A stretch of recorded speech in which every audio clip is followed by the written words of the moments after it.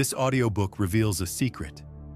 The universe does not respond to your words, your needs, or even your deepest desires. It listens to something much quieter, your state of being. There is no switch you can flip that will override the frequency you live on. You don't beg reality into rearrangement. You vibrate into alignment. Imagine this moment right now as your invitation, not to ask for more, but to tune into what has always been available. This is not theory. This is the physics of creation. Before we journey further, pause for a moment. Comment below where in the world you're listening from and what time it is right now. Let this moment of awareness anchor you into the now, because from this point forward, you're not just listening. You're participating in the shaping of your reality. What if all you have ever longed for, health, joy, love, abundance, already exists, not far away, but here, in the unseen field of pure potential? That field is alive, and it listens to one thing: your vibration, the quality of your inner attention, the tone of your feelings, and the strength of your belief shape how this potential collapses into form. Think of the quantum world. At its most fundamental level, a particle does not exist in a fixed state until it is observed. It is not this or that, here or there. It is a wave of possibilities. Your observation, your awareness, selects one version of reality out of the infinite. You are not merely a witness to your life. You are its sculptor. You carve its shape moment by moment with the blade of attention and the pressure of emotion. The mystics have always known this truth. Long before quantum physicists described the observer effect, sages whispered it in poems and prayers. You are not a drop in the ocean. You are the entire ocean in a drop. What you hold inside, the world must reflect outside. What you impress upon the field must return to you. It is law. Take the story of Masaru Emoto's water experiments, where water crystals were formed in beautiful patterns when exposed to loving words and distorted under words of hate. Now imagine that you, a being of mostly water, are continuously being shaped by the emotional signals you embody. The field receives no lies. It is honest to the frequency. It does not respond to affirmations you don't believe. It responds to what you vibrate, even unconsciously. You may walk through the same streets as someone else, live in the same city, even share the same home, but your reality will never be theirs. Because what collapses for you, what shows up for you, is filtered through the lens of your emotional state. That is why two people can stand before the same opportunity. One sees a wall, the other sees a door. One moves forward, the other retreats. It's not the world, it's the signal you are emitting.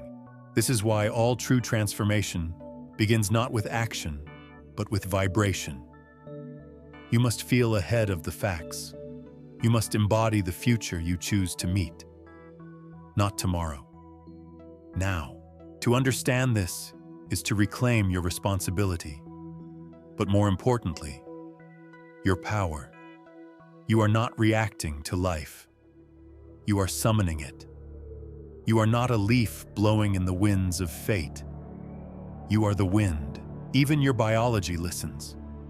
Studies from pioneers like Joe Dispenza reveal that thoughts and emotions rewire your brain and alter your neurochemistry. The way you feel changes your hormones, your immune system, even your DNA expression.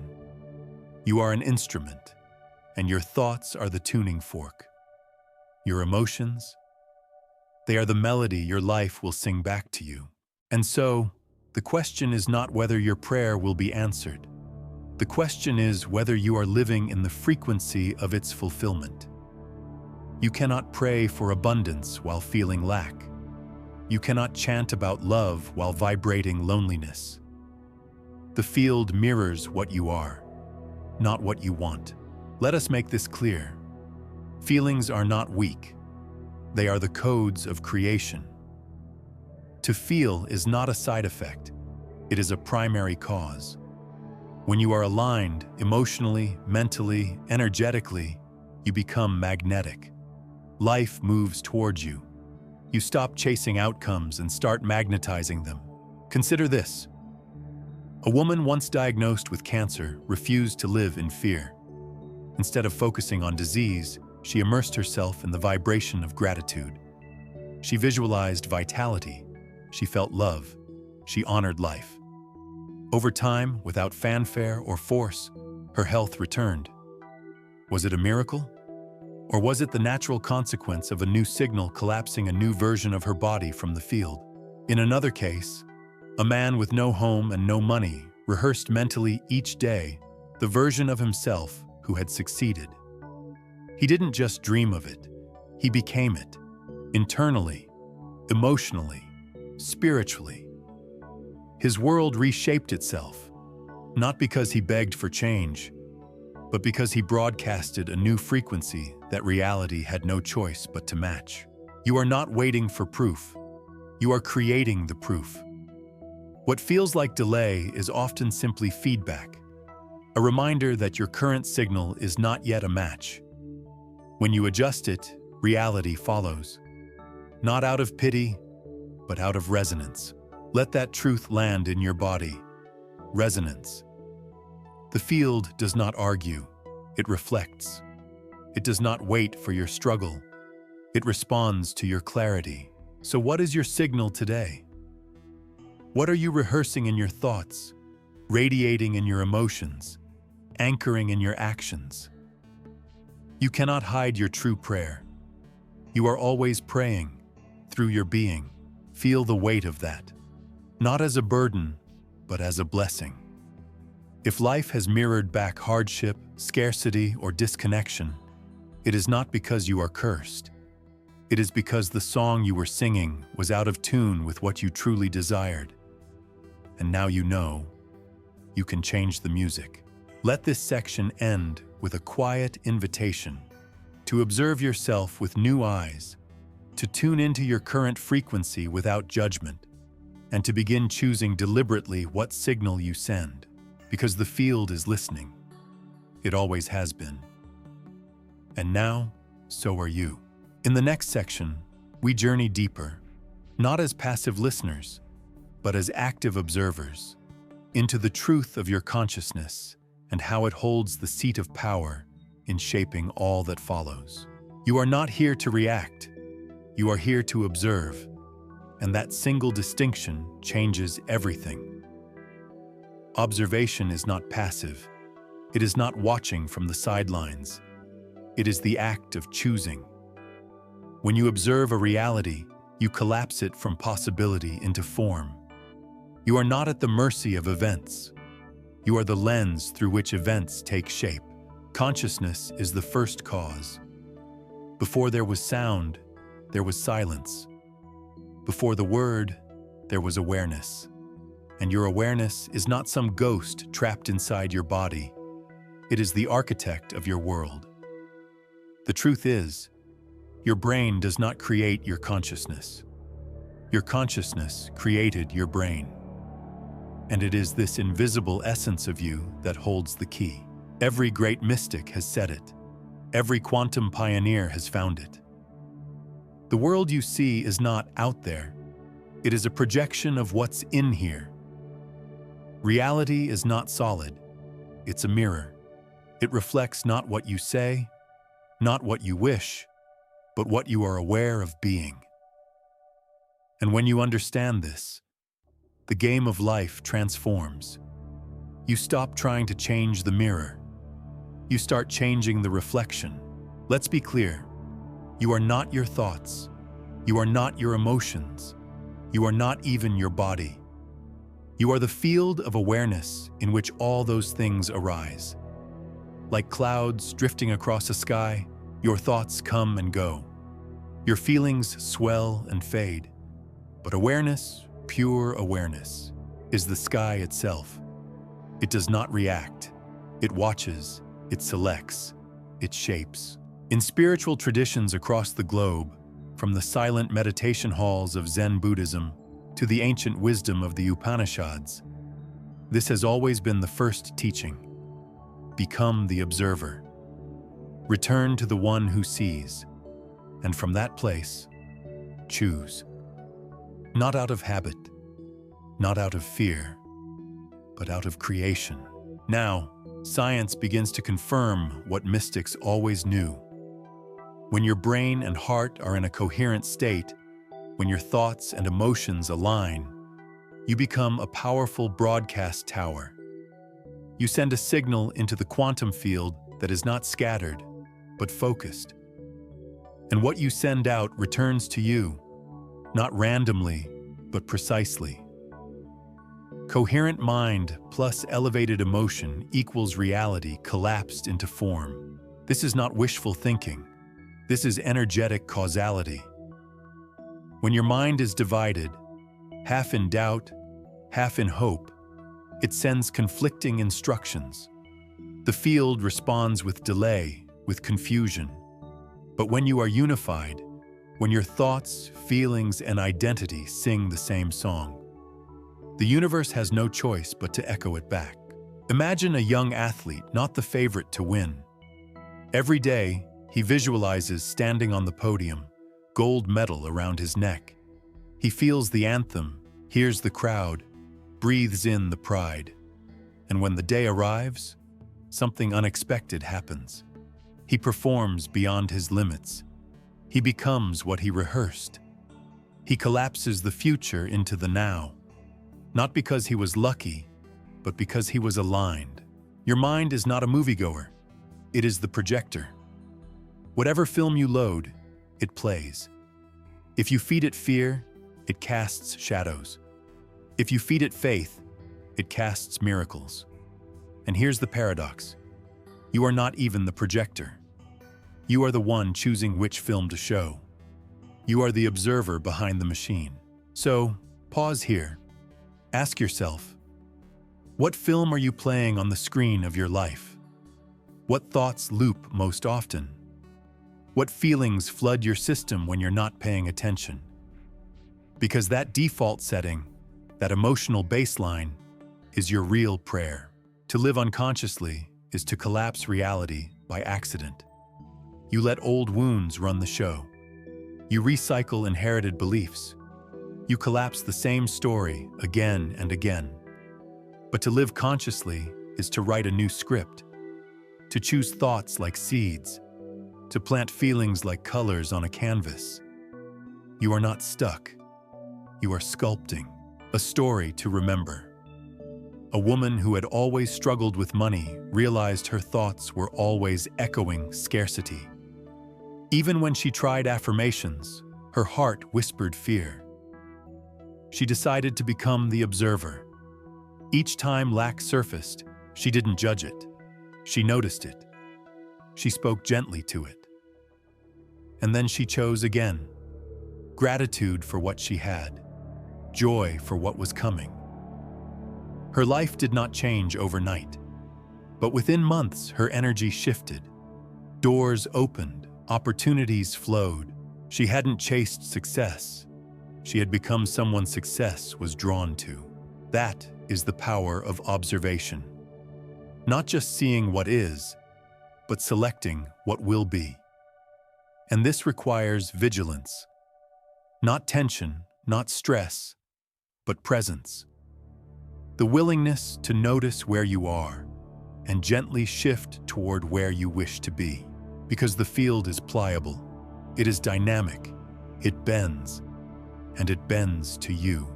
This is why people who embody abundance seem to attract more. It's not luck, it's frequency, it's clarity. The universe doesn't play favorites, it plays signals. To be the observer is to live from clarity, not chaos, from stillness, not reaction. And from that stillness, you become magnetic. And it's worth repeating, you are not your thoughts. You are the awareness behind them. That means you are never at the mercy of a bad day, a limiting belief, a passing storm. You can always step back, witness, and choose again. Even now, as you listen, observe your own state. Are you relaxed? Are you hopeful? Are you doubtful? Whatever you notice, don't judge. Just be aware. Because that awareness, that choice to observe, is the doorway. It is the place where miracles begin. In the next section, we step into that doorway.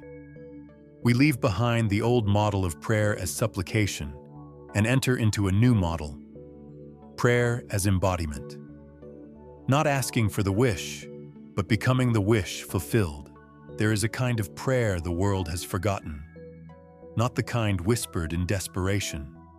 Not the kind recited from ritual or duty. But the kind that rearranges the atoms of your reality.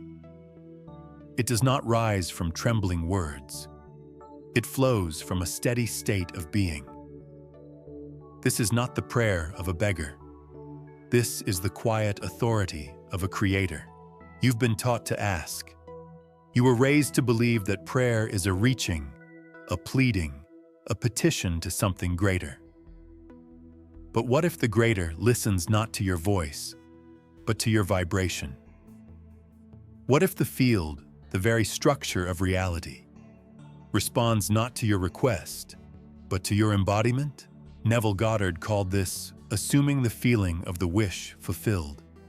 He did not say chant it nor repeat it. He said feel it, live it, become it. Because when you assume something to be already true, the field reshapes itself to match. This is not metaphor, this is mechanism. You've seen this in people without knowing it. The woman who walks with certainty before the evidence arrives. The artist who creates before applause. The healer who feels peace in the middle of chaos. These are not naive optimists. They are energetic architects. And you have that same power. Right now, to pray as a creator is to feel as if it's already done, as if you've already arrived, as if what you seek is already seeking you. Not because it heard your cry, but because it recognizes your energy. So pause now. What do you desire? Do not answer with a story. Answer with a state. If your desire is love, then feel love. Not in the future, not when they arrive. Now. If your desire is abundance, then feel secure. Feel fulfilled. Feel gratitude. Not for what is, but for what is forming. Because the field does not read your words. It reads your codes. The emotional frequencies you carry are the language of creation. You can speak abundance, but if your body hums with fear, the field hears the fear. You can whisper, "I am healed," but if your cells swim in doubt, the field aligns with doubt. Feeling is the engine. Belief is the switch. Alignment is the vehicle. This is the spiritual technology no one taught you to master. You were told to pray for healing. But no one told you healing responds to wholeness. You were told to ask for love. But no one said love is magnetized by self-love, not by loneliness. Let's ground this with a story. There was a woman facing a terrifying diagnosis. Cancer. Doctors grim. Prognosis short. She could have fought. She could have feared. But instead, she shifted. She started each day in gratitude. Not forced, but real. She walked outside and felt the breeze like a kiss. She laughed at old comedies. She visualized dancing in her kitchen decades from now. She did not fight disease. She embodied health. Her body responded. Month after month, her numbers improved. The doctors couldn't explain it, but her soul knew. Because she didn't ask for healing, she became it. Another man, alone and broke, felt crushed by life. No job, no purpose, no direction. But one day, he closed his eyes and imagined a different self. He felt success, not as hope, but as truth. He walked streets as if he already belonged. He rehearsed conversations he hadn't had yet, with confidence, with laughter. Within a year, new opportunities arrived. But more than that, he arrived. The man he imagined stepped into reality. This is prayer, not pleading, becoming. And yes, it's hard. Because the world wants evidence. Your mind demands proof. But real prayer doesn't wait for proof. It becomes the proof. When you pray, Jesus said, believe that you have received it, and it will be yours. He didn't say wait to believe. He didn't say beg harder. He said believe first, feel first, live as if. This is the quantum collapse, the shift from wave to particle, from maybe to now, from desire to embodiment. You will feel resistance. That is expected. The old identity will tug at you like a worn cloak. It will whisper, "You're pretending." But remember, the pretending is not the lie.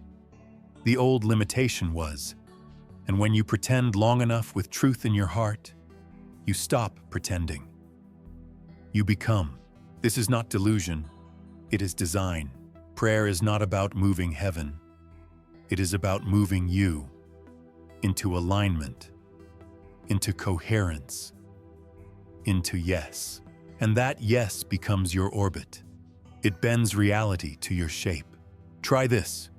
Take one desire today, just one, and instead of asking for it, assume it, feel it.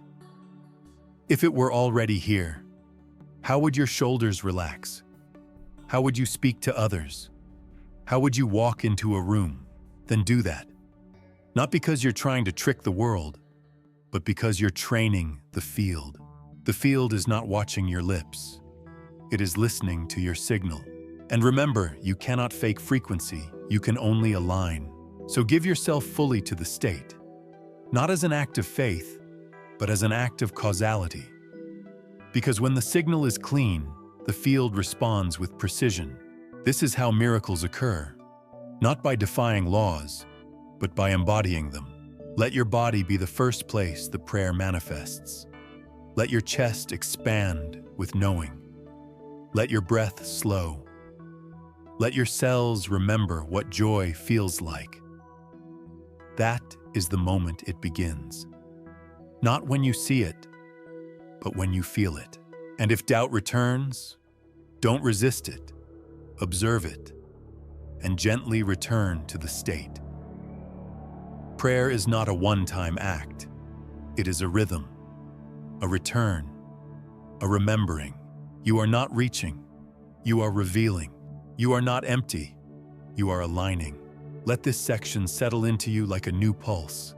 Steady, alive, vibrant. You were not meant to beg. You were born to assume. In the next section, we explore what lies underneath that frequency. How your emotions, often overlooked or misunderstood, are actually the code that reality reads when deciding what to show you next. There is a silent code embedded in everything you do. It speaks not through language, not through logic, but through vibration.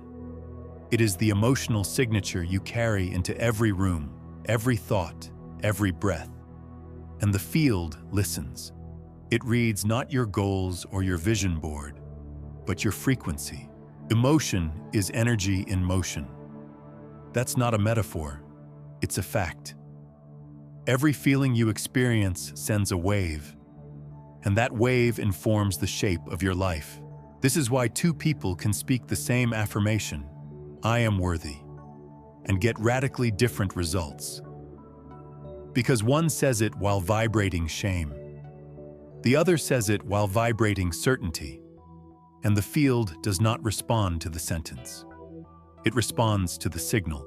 Your dominant emotional state is your broadcast channel. And just like a radio, The frequency you tune into determines the music you hear. If you dwell in fear, you receive reasons to fear. If you dwell in gratitude, you receive reasons to celebrate. You're not being punished or rewarded. You're being matched. Let's take it deeper. Emotions are not just moods, they are magnetic. According to studies in heart coherence and biofield science, when you feel elevated emotions like love, appreciation, or joy, your heart generates a measurable electromagnetic field that radiates far beyond your body. That field influences others, synchronizes with your environment, and imprints the quantum field. Your heart literally becomes a broadcast tower. Now think about what happens when your heart and mind are aligned. When your thoughts are clear and your emotions are high. You become a coherent being. You're no longer leaking energy through contradiction. You become a unified signal, and the universe loves clarity. Contrast that with emotional chaos. Anger, resentment, guilt. These don't make you bad. They make your signal incoherent. You send mixed instructions. You wish for peace while broadcasting tension. You long for love while vibrating abandonment. And the field, honest as it is, reflects back the fragmentation. This is not moral. It's magnetic. It's not about being positive all the time. It's about recognizing your signal and choosing consciously. Even a small shift matters. 5 minutes of genuine gratitude can recalibrate an entire day. A single breath in the energy of trust can redirect your timeline. You don't have to fake it. You have to feel it. The emotional frequency scale, as mapped by researchers and spiritual teachers alike, shows us this truth clearly. At the bottom are shame and guilt, constricting, heavy states. Then fear, grief, apathy. As you rise, you meet courage, willingness, acceptance. Higher still, joy, love, peace. You don't leap from fear to bliss, but you can climb, one rung at a time. Gratitude is a ladder. Breath is a rope. Presence is the bridge. You've seen this in action. Think of someone who enters a room and changes the atmosphere without saying a word.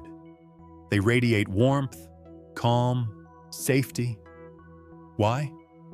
Because their field is coherent. Their emotions are elevated. They don't push, they pull. That's vibration at work. Now think of someone who brings tension. The air thickens. Conversations stall. No one wants to linger. They may not speak their fear, but you feel it. That too is vibration. And here's the liberating truth. You get to choose what you emit. You are not stuck with your past. You are not doomed by your wounds. Emotions arise, yes, but they do not rule. You can observe, allow, and shift. Let's practice. Right now, call to mind a moment of true appreciation. Something simple. A warm drink on a cold morning. The sound of laughter.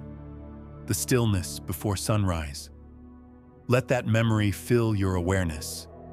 Let the emotion rise, not as nostalgia, but as energy. That's gratitude, and already your field is changing. This is how you raise your vibration, not through effort, but through attention. Not through pretending, but through presence. Throughout your day, you can recalibrate. Morning, 5 minutes of focused appreciation. Midday, pause, breathe, notice what is working. Evening, remember moments of joy, kindness, laughter. These are not rituals of routine. They are recalibrations of resonance. Each feeling is a vote. Each emotion is a seed. You are planting your reality with every sigh, every smile, every tremor of fear or surge of joy, and the soil never forgets. Let's not confuse this with toxic positivity. This isn't about suppressing your pain. It's about witnessing it and choosing not to live inside it. It's about feeling deeply and then deciding where to dwell. Because where you dwell becomes what you see. One man, buried in debt, began shifting, not by ignoring his fear, but by shifting his relationship with it. He didn't deny his challenges, he infused them with hope. Every time he paid a bill, he said thank you. Every time he saw a balance, he blessed it. Over time, something changed, not just in numbers, but in energy. And as his energy changed, so did his life. Your emotions are the password. They unlock timelines. They open doors. They tilt the mirror of life to reflect a different version of you. You don't have to be perfect. You have to be present to feel what you feel. But know this: the field is always listening. And the most powerful prayers are not spoken. They are sung through your frequency. So what are you broadcasting today? If your heart is heavy, breathe. If your mind is racing, pause. Choose a new feeling, not as denial, but as design. Let peace become your pulse. Let appreciation become your anchor. Because when you raise your vibration, you don't just change how you feel. You change what becomes real. And in the next section, we'll explore how to make that real even before it arrives.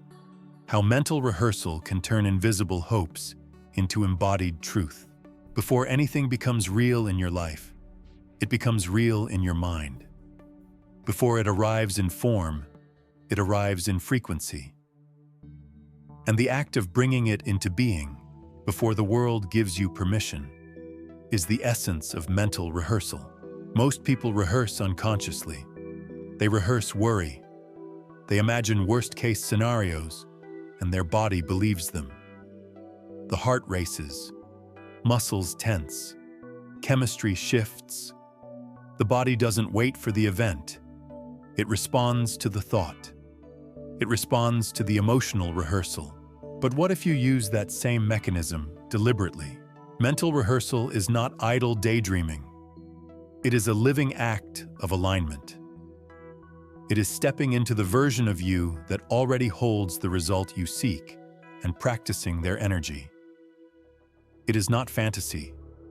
It is preparation. Neville Goddard called this living in the end. He said, "Assume the wish fulfilled.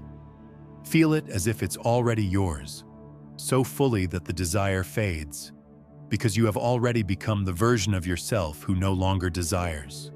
You are it." The quantum field does not respond to effort. It responds to identity. When you rehearse with emotional truth, when you imagine with sensory richness and elevated feeling, you don't wait for change. You generate it. Dr. Joe Dispenza observed in brain scans that when people practice mental rehearsal with enough detail and emotional coherence, their brain fires as if the event is already happening.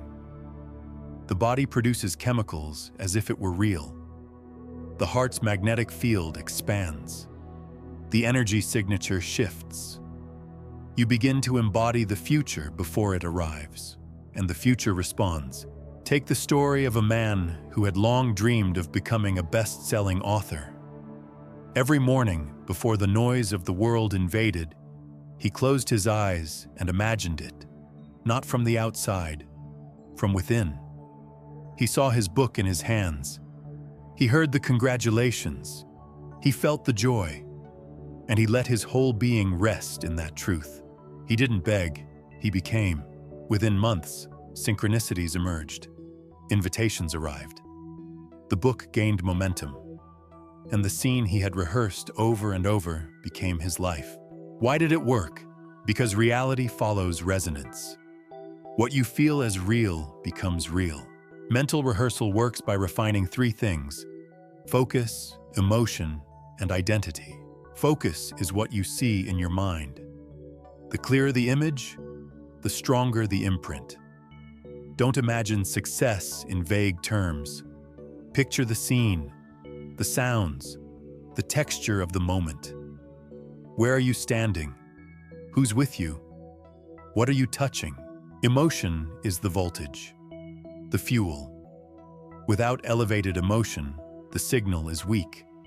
Feel the gratitude, the joy, the peace. Feel it so deeply your body believes it has already happened. Your nervous system cannot tell the difference between a vivid, imagined reality and a physical one. Identity is the key. Mental rehearsal is not about watching a movie. It's about stepping into a role, not as a character, as yourself. You're not watching your future self. You are being your future self.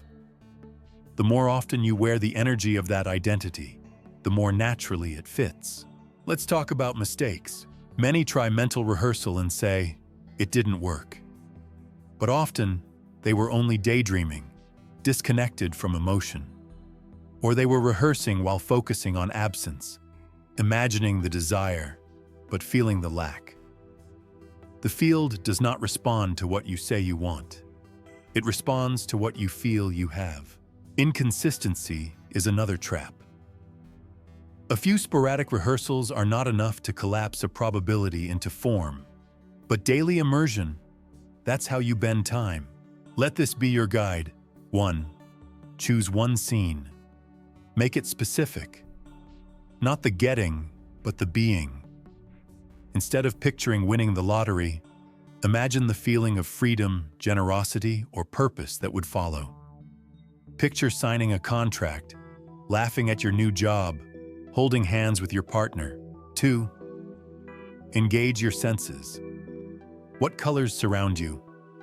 What sounds fill the air? Can you smell the room? Can you feel the ground under your feet? 3. Infuse it with emotion. Don't perform the feeling. Become it. Let the joy rise naturally. Let the gratitude soften you. Let the confidence steady your breath. 4. Lose yourself. Forget the room you're sitting in. Forget time. Let your imagination become your reality. The longer you stay, the more potent the signal. 5. Release. When it's done, let go. You've planted the seed. Don't dig it up with doubt. Carry the feeling with lightness, not need. With certainty, not desperation. Mental rehearsal is not about forcing reality. It's about collapsing time. It's not about wishing. It's about signaling. You are training your entire system, neurology, biology, energy, to accept the future now. And the field listens. Always. Consider the case of a woman who dreamed of becoming a public speaker. She was terrified of stages. She stuttered. She froze. But instead of avoiding the fear, she began rehearsing. Every morning, she saw herself on stage, smiling. She felt her voice flow. She pictured the eyes in the crowd, the laughter, the stillness after a pause. She rehearsed it again and again. Her body began to believe. Her mind stopped resisting. And when the opportunity came, unexpected and sudden, she stepped in. Her body had already done it 100 times. Her future was familiar. It had been rehearsed into readiness. This is the power you hold, not to control the world, but to instruct it, to train your field to expect a new version of you, to signal with clarity, feeling, and repetition until the form must follow. You are not hoping, you are harmonizing. And remember, the field does not know someday. It knows vibration. If your vibration is now, then the timeline must fold. Possibility becomes particle. Probability becomes presence. You are not waiting for life to change. You are becoming the version of you who no longer waits. In the next section, we'll step into the space that often feels longest and hardest, the gap between desire and manifestation. And we'll learn how to collapse that distance, not by chasing time, but by mastering it. There is a place that tests every creator, a space both sacred and frustrating. It's the gap. that quiet stretch between imagining something and seeing it appear. It's where dreams are planted, but not yet visible, where prayers are felt, but not yet answered, where energy is stirring, but form has not caught up. This is where many give up, not because they were wrong, not because they were unworthy, but because they didn't understand the nature of the gap. They mistook silence for denial, delay for absence. But the truth is this: the gap is not your enemy. The gap is the gestation period of reality. Every seed needs time. No matter how potent the desire, there is a divine rhythm to emergence. The oak does not sprout overnight. The embryo becomes a child in months, not moments. You are not being ignored. You are being aligned. But what if this gap could be shortened? Not by force, but by frequency. Neville Goddard often spoke of persistence in assumption. He said that the more consistently you dwell in the state of the wish fulfilled, the faster that assumption hardens into fact. Why? Because time is not fixed. Time bends to consciousness. And when your inner world fully occupies the end, the outer world compresses to meet it. This is what it means to collapse time. Dr. Joe Dispenza's work echoes this. In his studies, individuals who held coherent emotional states, clear intention plus elevated feeling, entered states where synchronicities accelerated. Opportunities appeared. Reality reshuffled itself with unexplainable speed. These people weren't manipulating events. They were becoming someone time could no longer delay. They stopped needing the how, and the how came. Why does the gap exist at all? Sometimes it's preparation.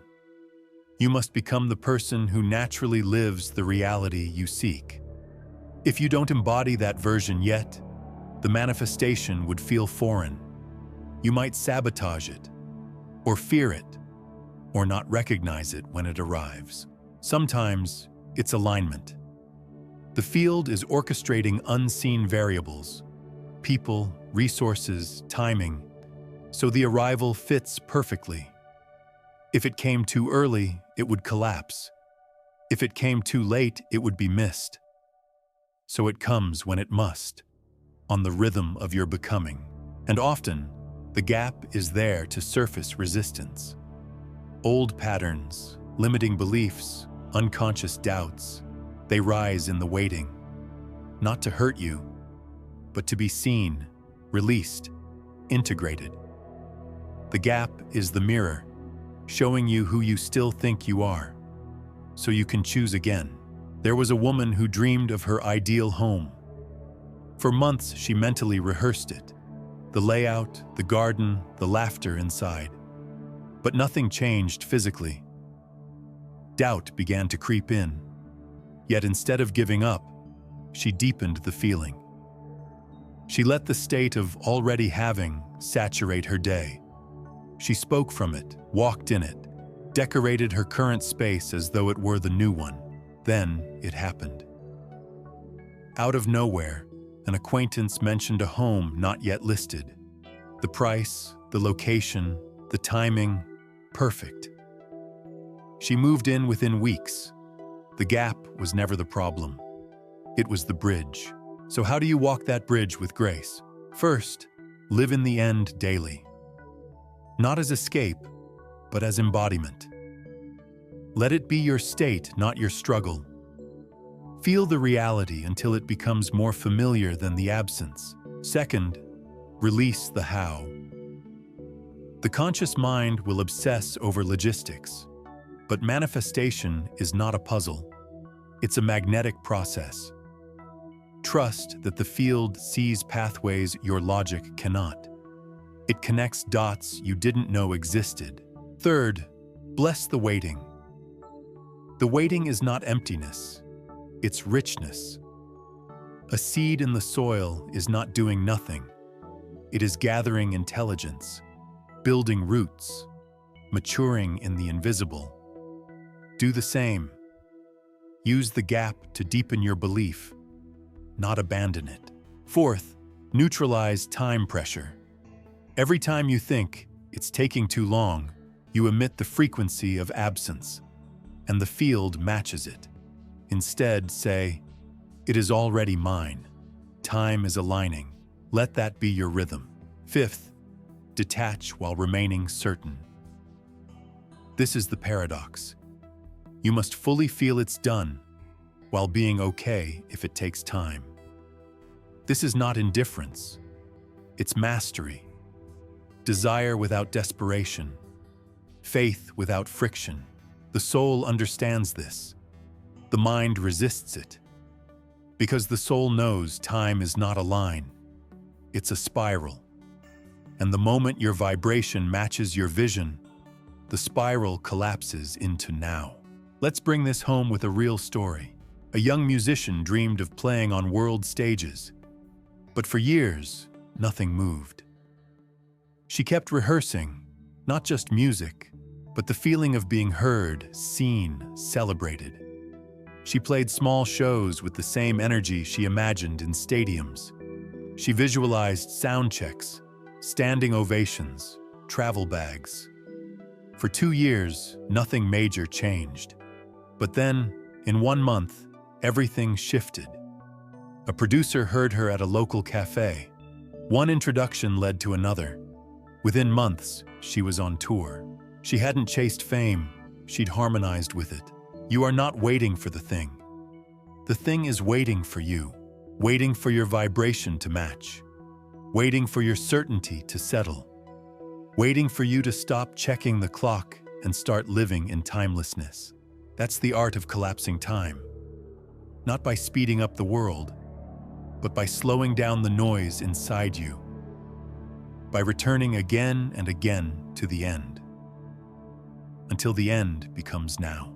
So, next time the gap feels unbearable, ask, what version of me would no longer be waiting? Then become them. Speak from them. Walk as them. Feel as them. And let the universe catch up. In the next section, we'll step into the sacred mechanics of practice. Daily rituals that move your vibration from theory into habit, from intention into consistency, from wishing into becoming. Creation is not a one-time act. It is a rhythm, a quiet, deliberate cadence that links the unseen to the seen, moment by moment. You are not here to cast a single wish and walk away. You are here to live as a tuning fork, consistently aligning your mind, your heart, and your field into harmony. And that alignment is what we call ritual. Forget superstition. Forget repetition for its own sake. In this space, ritual is energetic architecture. Every conscious act, when imbued with feeling and awareness, becomes a pulse in the blueprint of your future.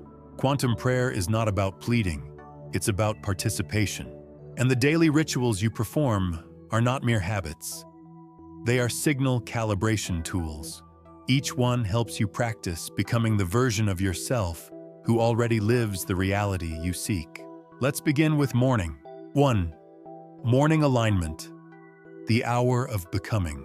Before you check your phone, before the noise of the world enters, there is a window.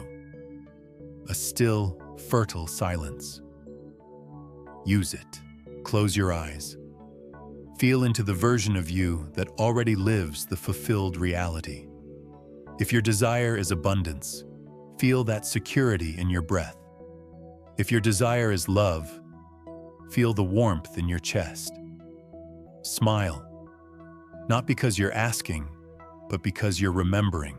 Speak silently to the field. It is already done. I live it now. Let that become the foundation of your frequency. Set the tone before the world has a chance to set it for you. 2. Gratitude ahead of evidence. The accelerant. Gratitude is not a reaction. It is a technology. Throughout your day, find small windows, before a meeting, during a pause, walking down the hall, and give thanks for outcomes before they manifest. This is not delusion. This is direction. Say to yourself, "Thank you for the beautiful outcome already unfolding." What this does is generate a field of certainty. It moves you from seeker to receiver. The universe recognizes that signal, and it responds, not to hope, but to completion. 3. Heart-brain coherence. The magnetic core. Your mind thinks, your heart feels. When they sync, your signal strengthens exponentially. Place your hand over your heart. Breathe slowly, deeply. Recall a moment of true appreciation or love. Let that emotion flood your system. Then, once your heart is open, introduce your intention, the reality you are creating. Send that image from your mind through the open channel of your heart. This pairing, coherent emotion plus clear vision, is the master key. It creates a magnetic signature that reaches beyond logic. It shapes form. 4.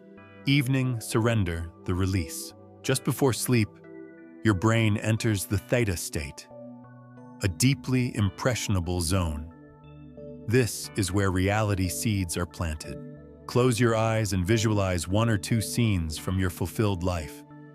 Not grand gestures, simple, sensory-rich moments. Laughing with a loved one, signing a contract, walking into your dream home, then whisper inwardly, "I release this to the field. It is done." Don't force yourself to hold the image. Let it dissolve gently as you fall asleep. The subconscious will carry it forward. 5. Walking prayer, embodied motion. You don't have to be still to be aligned. In fact, movement often integrates frequency into the body more deeply. As you walk, whether in nature or around your home, begin to move as if the reality you've chosen is already here, as if you are already loved, successful, free. Feel that posture shift, your breath deepen, your steps soften.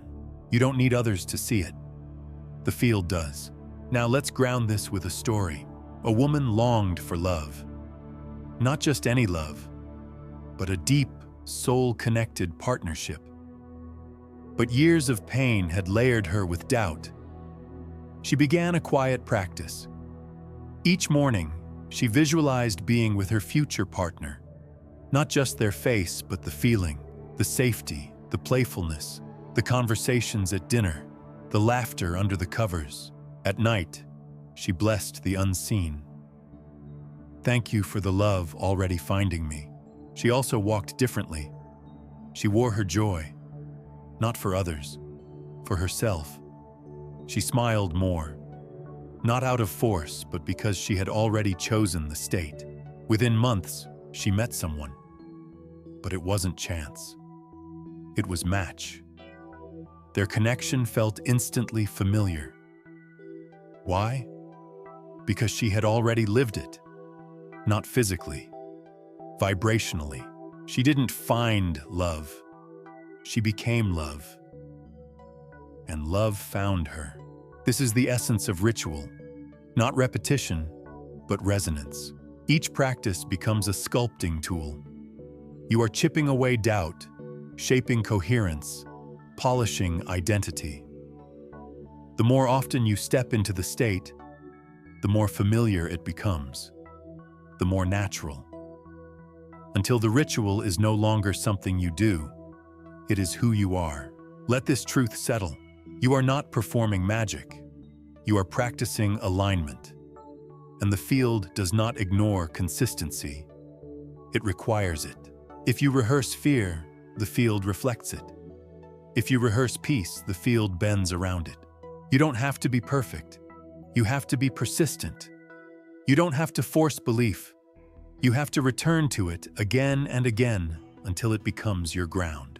And the beauty? Even when your mood shifts, the ritual holds you. Even when doubt flickers, the rhythm steadies you. Even when outer results lag, the inner fire stays lit.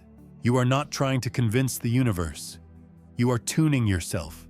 And when you are in tune, the song of your life changes. The melody shifts. The doors open. In the next section, we'll take one step further. You will learn how to walk, not beside your prayer, but as your prayer. Not to wait for results, but to embody the outcome so fully, reality has no choice but to bow. There comes a point on this journey where you stop asking, stop hoping, stop even visualizing, because you realize something profoundly simple. You are the prayer.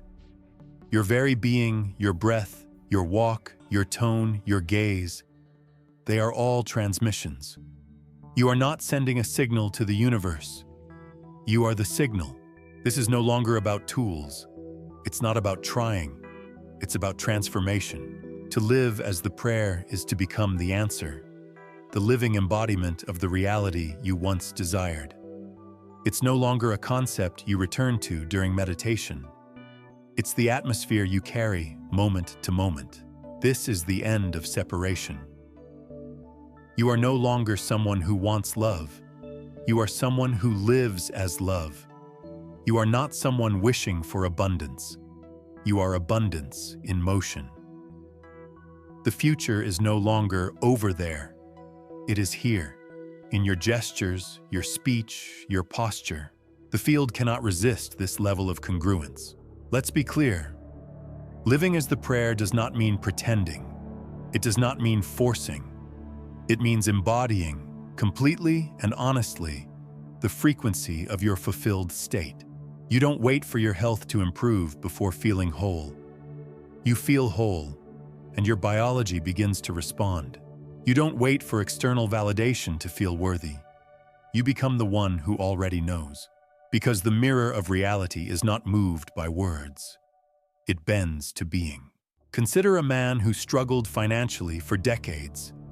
He carried shame, scarcity, survival in his cells. One day, something shifted. He stopped speaking the language of lack. He began blessing every dollar that passed through his hands. He dressed like a man who valued himself, not extravagantly, but with care.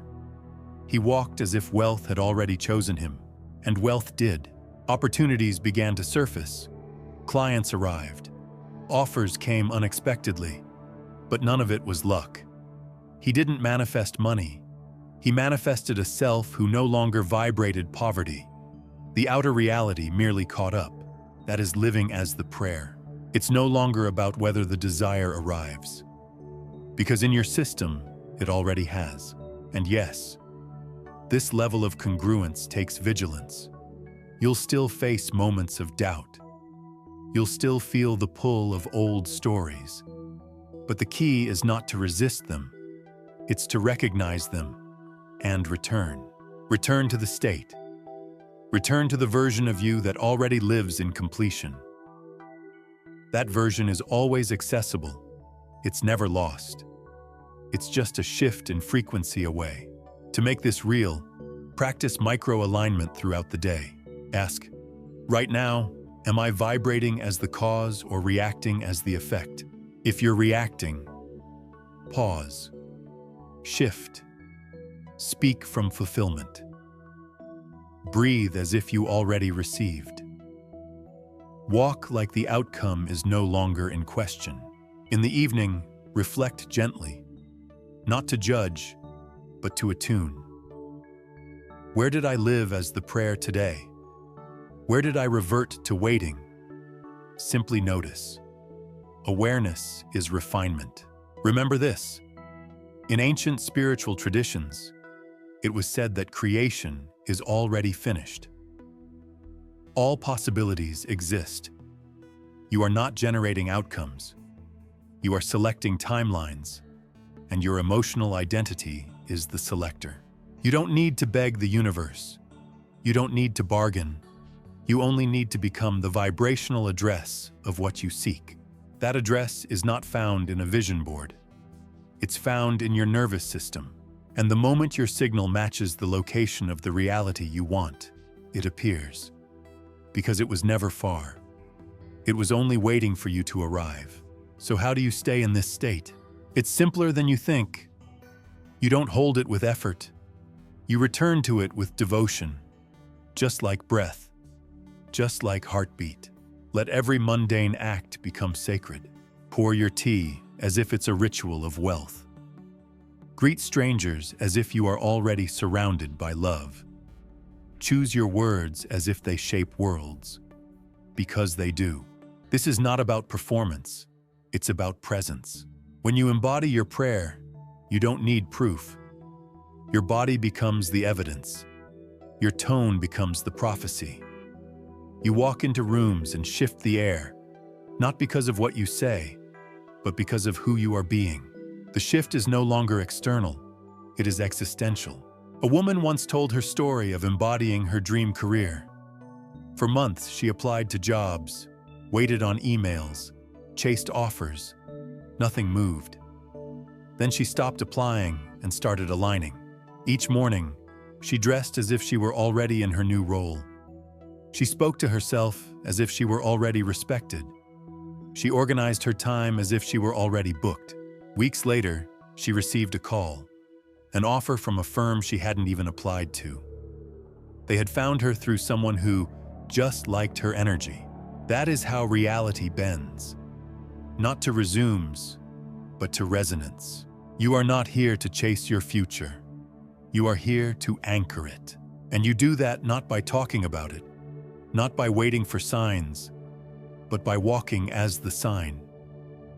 You are the lighthouse. You don't run after ships. You shine.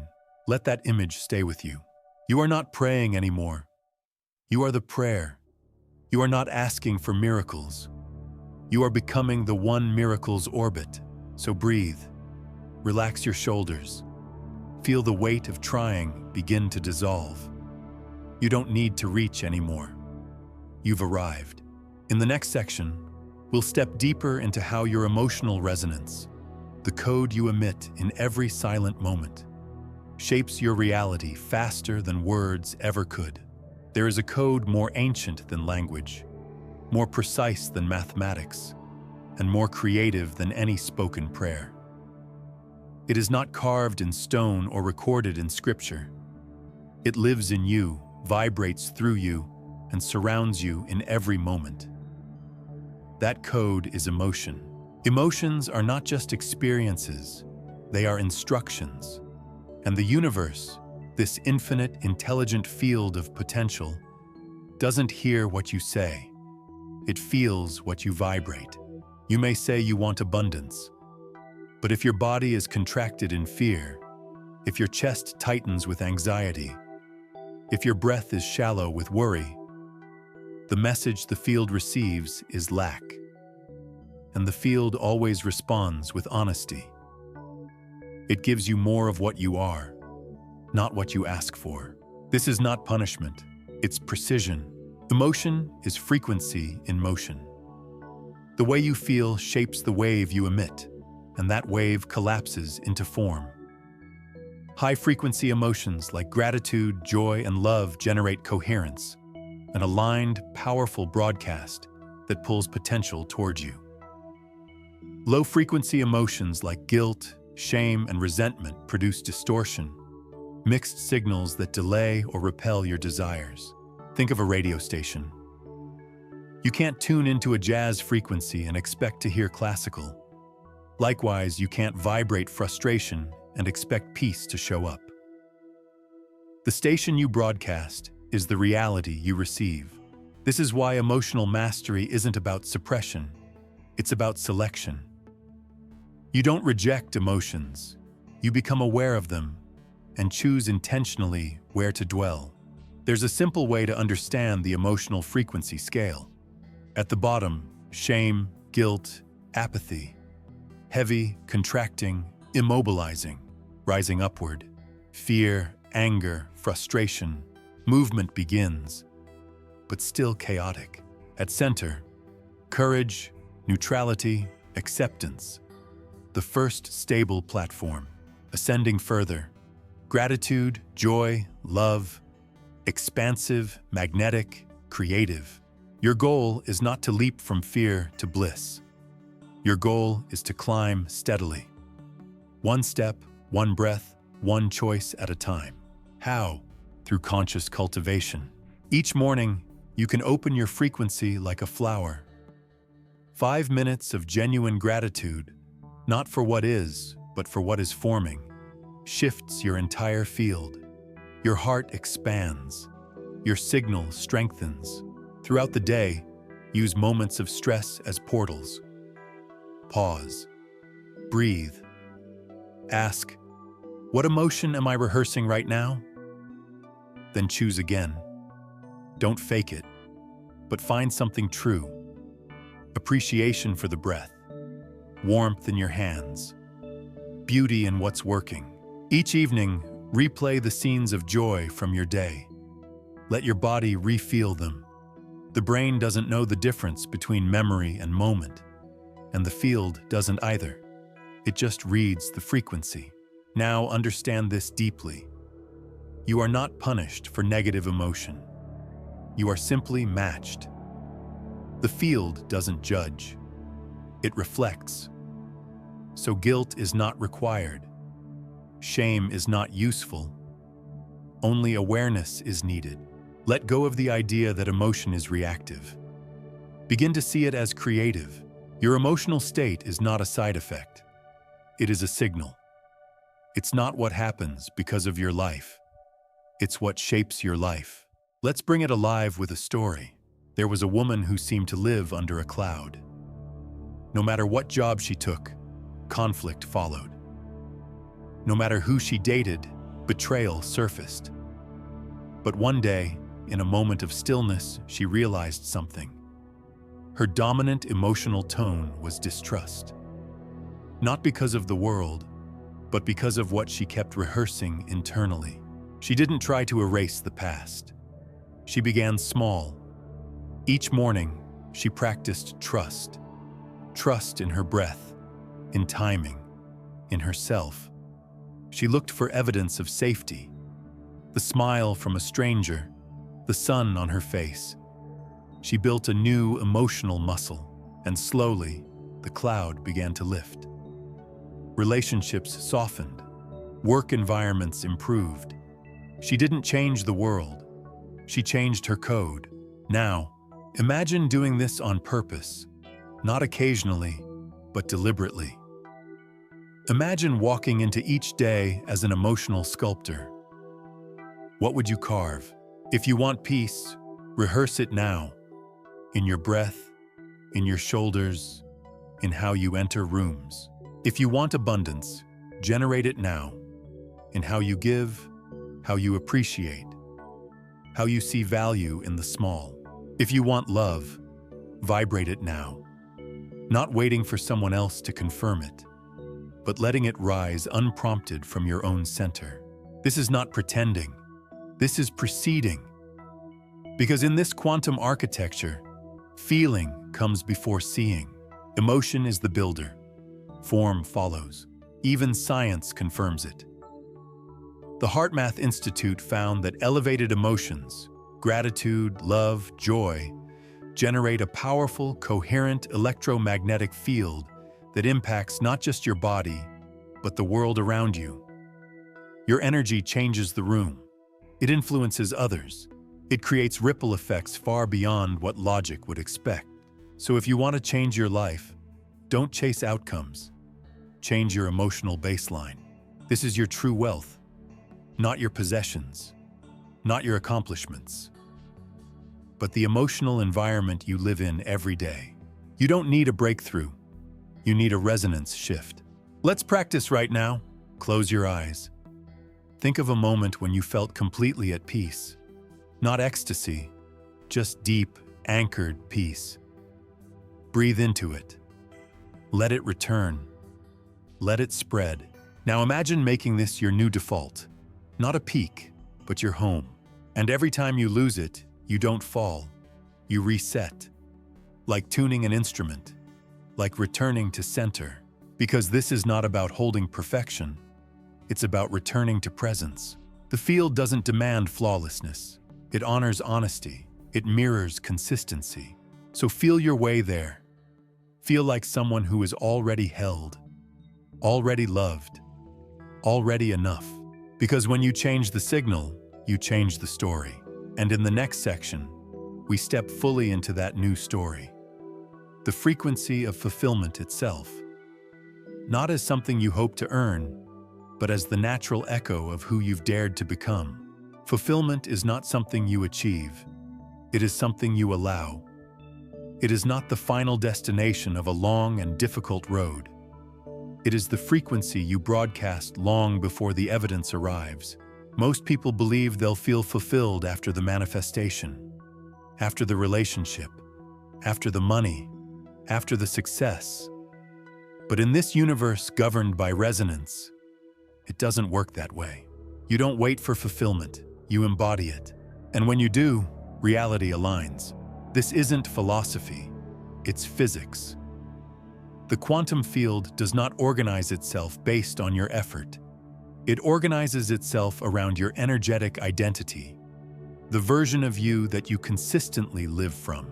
If you live as someone who is still seeking, still grasping, still trying to prove, the field mirrors that endless seeking. If you live as someone who already has, already is, already feels the joy of having arrived, the field must bring that reflection into form. This is why the masters say, act not as one who desires, but as one who knows.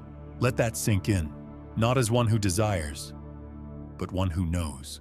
To shift into the frequency of fulfillment is to change your center of gravity. You stop orbiting what you want, and instead, you become the gravitational source around which what you want begins to orbit you. The key is to remove the distance. You must stop placing your dream out ahead of you, in time, in space, in worth. Because each time you imagine it as someday, you delay it. Collapse the distance by living as if it's already real, as if it's already yours. Not with fake confidence, with embodied clarity. Ask yourself, if I had the thing, how would I feel? How would I move? How would I speak to others? To myself? What would I stop doing? What would I start enjoying? Then begin now. Walk that, live that, speak that. You are not lying, you are sinking. Let's witness this through someone's life. A man who had struggled with insecurity for most of his life decided he was done seeking validation. He didn't wait for external approval to feel worthy. He practiced being fulfilled, not by achieving more, but by appreciating what already was. Every morning, he spoke one phrase, "I am complete now." He walked slower. He listened more. He stopped performing. He began radiating something others couldn't explain. People started leaning in. New connections formed. Opportunities surfaced. All because he stopped vibrating lack. He wasn't trying to be confident. He was already living as someone who had nothing to prove. And the universe, as it always does, responded not to his desire, but to his identity. Let that be the turning point. Your life is not a result of what you want. It is a reflection of who you agree to be. So agree to be fulfilled now. But how do you sustain that? Isn't it easy to fall back into old habits, old voices, old scarcity? Yes, that's why we use micro-alignments, not as control, as recalibration. Throughout your day, pause and ask, is this thought coming from lack or from fulfillment? If it's lack, shift. Not by fighting the thought, but by remembering the truth. I already am. I already have. I already feel. Here's a simple practice. When you catch yourself seeking something, recognition, validation, assurance, stop. In that moment, give it to yourself. Speak internally. I see you. I trust you. I am with you. This is not psychological comfort. This is vibrational reorientation. Because once you stop leaking energy outward, you become a self-generating field of coherence. And from that state, the world shows up differently. You'll see this in how others respond to you, Not with obligation, but with magnetism. They'll sense something whole in you, and wholeness is always attractive. You'll feel it in your body. Less tension, more openness. Less effort, more flow. You'll witness it in timing. What once felt delayed will now arrive as if on cue. Because the universe has one law: match the frequency, and you'll receive the form. And no frequency is more creative than fulfillment. It includes joy, but is deeper than happiness. It includes peace, but is richer than stillness. It is the frequency of nothing missing. And when you vibrate from that, you stop chasing and start choosing. So what does this mean in your everyday life? It means you bless your food like a feast because you are fulfilled. It means you take care of your body, not because you hate it, but because you're grateful for it. It means you give, not to get, but because you're already overflowing. It means you listen, not to respond, but because you're not trying to be heard. This is what it looks like to live in the frequency of fulfillment. It doesn't mean life is always easy. It means you are no longer at war with now. You're not fighting what is. You're feeling what's possible. And from that feeling, creation begins to bend. Not because you begged, because you became. Let this truth ripple through you. The moment you feel fulfilled, reality begins to conspire. Not reluctantly, but urgently. The field wants to match your state. That is its nature. And in the next section, we step into that process, the final evolution, where you no longer just feel the prayer or live the frequency, but become the prayer itself in your every breath, gesture, and presence. There is a moment, subtle and irreversible, when everything changes. It's not loud. It doesn't come with trumpets or lightning. It happens in the quiet of your breath, in the depth of your presence, in the way you begin to walk through life with no more seeking in your eyes. That moment is when you realize you are the prayer, not the words, not the hope, not the ritual. Your way of being has become the very vibration you once searched for. You no longer talk to the universe. You transmit. Your gaze becomes intention. Your silence becomes affirmation. Your existence becomes the broadcast. You are not praying for peace. You are walking as peace. You are not asking for healing. You are standing as healed. You are not waiting for abundance. You are breathing as wealth. At this point, there is no more trying. There is no more imagining. The field has been imprinted with you so consistently, so honestly, that it now recognizes you as the timeline you once reached toward. What you once visualized, you now wear. What you once felt ahead of time, you now embody in real time. You are no longer trying to collapse the future. You are the collapsed future. This is not the end of creation. It's the beginning of a new kind. Creation by presence. Where what you carry internally no longer begs for form, it commands it. Not with force, but with frequency. This is the difference between hoping for miracles and becoming the environment in which miracles occur naturally. Imagine a person who no longer reacts to life, but orchestrates it with their way of moving through the world. She doesn't talk about love, she is love. And so the people around her soften. He doesn't force wealth, he is tuned to sufficiency. And so resources flow. They don't manifest to prove anything. They are living proof. This level of embodiment is not rare because it is impossible. It is rare because most forget to return. They pray once, feel once, visualize once, and then go back to default. But when you return again and again to the feeling, to the identity, something begins to lock in. The neuropathways deepen. The cells remember. The body stabilizes in a new chemistry. And soon, it's no longer a state you visit. It's who you are. You become the embodied cause of your reality. Not the reaction, not the echo, the origin. You are no longer watching for signs. You are the sign. No longer chasing meaning, you radiate it. No longer hoping to be chosen. You choose yourself, and the world aligns around that self-chosen truth. There is a man who once lived in deep self-doubt. Every move he made, every decision he faced, was filtered through hesitation. Until he decided one day, not to believe in himself, but to be belief. He stopped waiting to feel ready. He moved. He decided. He acted as one who was chosen, not by others, but by himself. Years later, his business thrived, his relationships deepened, his health transformed. But the greatest shift? The world no longer felt threatening. It felt responsive, not because it changed, but because he did. To become the prayer is to become the lighthouse. You don't chase ships. You don't swim out to sea. You don't scream your needs into the wind. You stand, you shine, and the ships find you.